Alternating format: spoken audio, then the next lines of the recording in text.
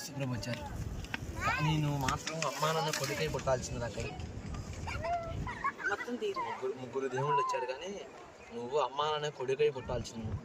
కూతురే పుట్టినా కొడుకులా బతుకుతావు, అదిరించుకొని బెదిరించుకొని తినేస్తావు. కానీ నీకు మనసు మంచిది, మనసులో పట్ట మాట దాచుకోలేదు.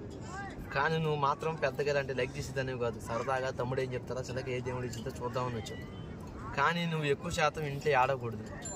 కానీ నీకు దేవుడు పెట్టిన సంతానం ముగ్గురు, కానీ 1-2 వల్ల నీకు వెలుగు. కానీ నువ్వు ఏదనుకున్నా సరే పుట్టినింటికి తిండిపోతురాలి. అత్తగారింటికి లక్ష్మీ కళ నీదే. కానీ నిన్ను చేసుకున్న భర్త అప్పట్లో కూడా నీ మొహం నువ్వు చేసుకున్నాడు. ధనం గురించి ఆస్తి గురించి ఏం చేసుకోవాలి, ప్రేమ ఒక భార్య కావాలి నేను చేసుకున్నాడు. కానీ నువ్వు ఏది చేసిన ఇంట్లో విషయాలు బయటకు నేను ఎక్కువ శాతం చెప్పుకోబో.